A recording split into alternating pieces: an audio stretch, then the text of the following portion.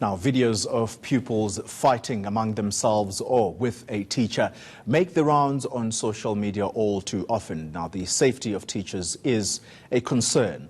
To mark National Teachers Month, the South African Council of Educators is taking a stand. It's launched a campaign with the theme Young Teachers, the Future of the Profession in a Non-Violent Teaching and Learning Environment. For more on this, I'm joined in studio by the Council's CEO, Ella Mokhalane. Ms. Mokhalane, thank you very much for making the time to talk to us so early in the morning. So, I picked up that one of the themes there is hands off our teachers. Why the focus on teachers? Yes, because you would be aware that in the last year, our teachers have been attacked a lot in our schools by the learners, by the parents themselves, but also by the community members. And therefore, we are saying teachers are the nation's greatest asset. We cannot do without them. And if we are going to violate them in terms of their dignity, in terms of harassing them physically, in terms of physical assault, as council we are saying enough is enough. We cannot allow that situation to happen because they are our asset. And what about the culpabilities of teachers themselves? We are aware that we've got few cases. In fact, as council, we are the first one to accept that we've got issues around physical assault. They practice corporal punishment. We've got issues around verbal abuse of learners themselves. And there are also issues around gender-based violence, which is more on sexual harassment. Yep. We can't taint all the teachers with the same brush. We've got a certain number of teachers in the profession that are really doing those kind of issues. But we are saying a larger percentage of the teachers are doing good work.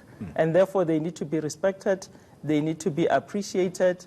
And hence, we are saying as council, hands off our teachers. And we are saying teachers' rights are human rights too. And therefore, we need to make sure that we respect them, we give them the dignity that they deserve. And we are calling upon and urging the public to really recognize them, acknowledge them as we start Teachers Month in October. How do these very same teachers gain the respect that you say they deserve when the president made a very, very wide and very loud call for teachers to stop engaging in sexual relations with pupils?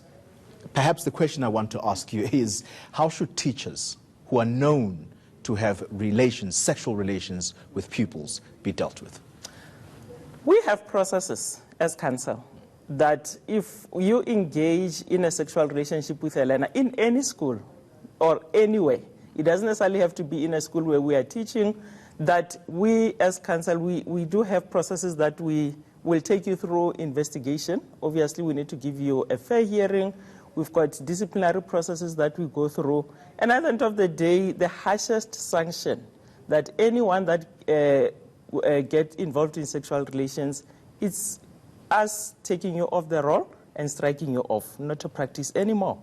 But even worse, you remember that we need to also take you to the Department of Social Development so that you can be in the Child Protection Register. And if you are in the Child Protection Register, you definitely cannot work with any child in the country. It doesn't necessarily mean in a school. So there are systems, there are processes that are there to deal with those that are denting the image of the profession. Well, can be argued about how effective those systems are, but nonetheless, back to the issue of safety in schools. Some suggestions have been made that perhaps a police officer per school should be made available. Of course, the police minister might have a different story altogether to tell. So, in your view, what are these suggestions to make sure that safety in schools is prioritized? Remember, as council, our focus will be on teachers.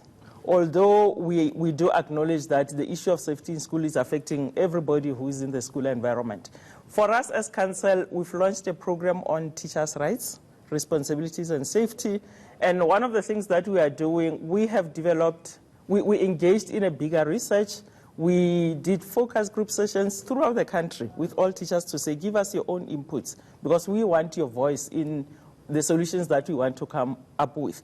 And we have developed a handbook on the code of on teachers' rights. so that we can be in a position to say to teachers, when you are confronted with this kind of a situation, these are some of the things that you need to be dealing with.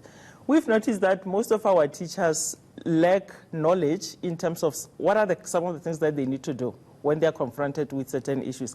And that handbook, we really feel and know that it will go a long way in terms of capacitating them to deal with those safety issues in classroom. We know it's not a be-all and it cannot solve all the problems. The Ministry of Education, the provincial education departments still have a responsibility to make sure that our teachers, our learners are protected in schools, so that we can have really a safe teaching and learning environment. But as council, we can contribute in terms of a particular way of dealing with our teachers, and our teachers' rights, responsibilities and safety program, we hope it will go a long way in dealing with these issues. Ella Mo-Khalane, thank you very much for making the time to come and speak to us here on The First Take. She is the CEO of the South African Council for Educators. Let's just remind you of the stories